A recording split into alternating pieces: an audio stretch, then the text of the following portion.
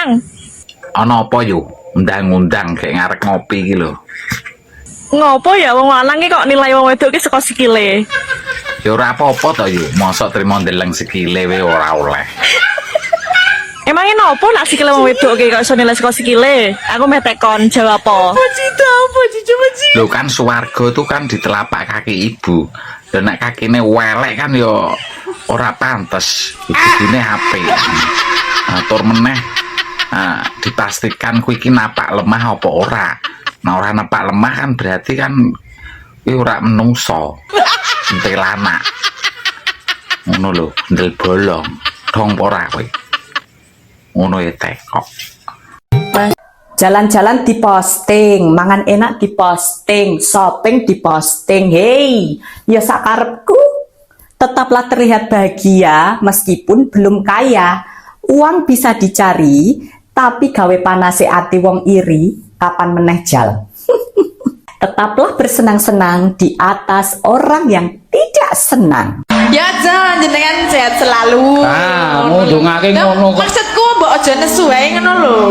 Tergantung pikiran, nek pikiran semele ya ora nesu. Ya pikirane tinggal ngomah sik mau. Kok kewanen to suwe-suwe. Lah ya maksudnya pikiran sing marai mangkel iki rasah dipikir ngono lho. Bener kudune wong nyambut gawe profesional. Wis tak gawe seneng tin. Yo, wah apik tenan. Tin. Durung tau lho ana sinden cangkeme kaya ngono kowe. Ya wis lah sak karepmu, arep nesu ya luweh. Dina Minggu, ayo Mas neng kira loka. Nggih geblek lah iya.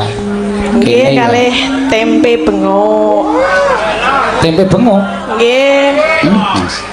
Napa? Enak. Ora enak. Lah, tempe bengok. Wah, rom tau jajal tempeku.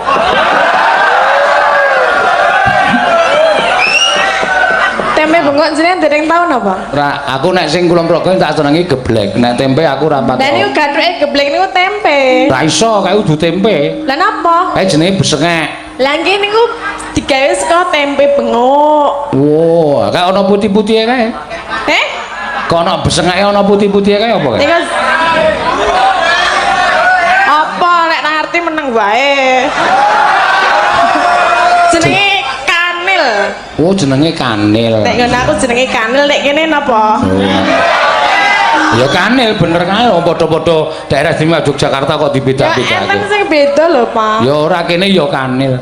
Anjene kae sing tok kake aku tempene kok tanpa kanil. Oh, berarti pas orang nganil nih kok, Pak. Nah, wis kurang berarti. Ora jos.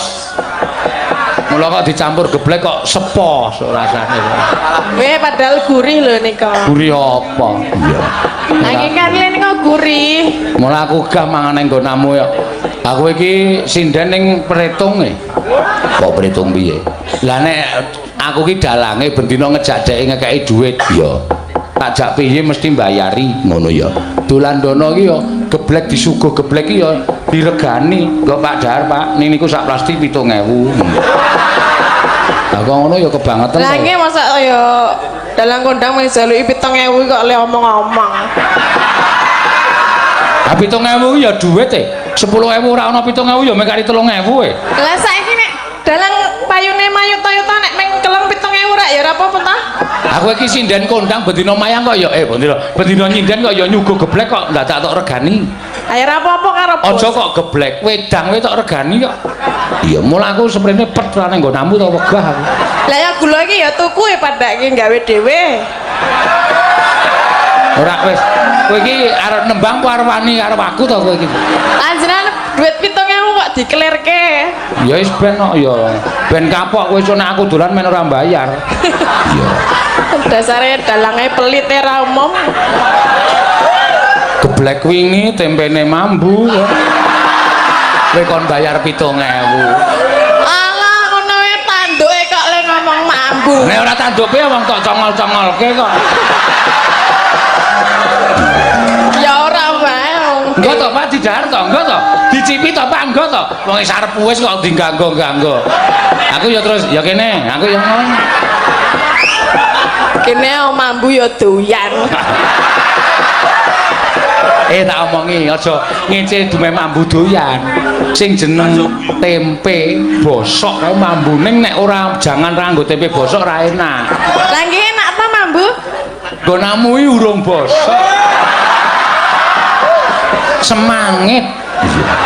Lah iya. Sing penting doyan rasa omong wae. Iki kok sinden iki nek karo kowe kok iki mbok iki cacah siji iki mbok nek karo aku jan le nganu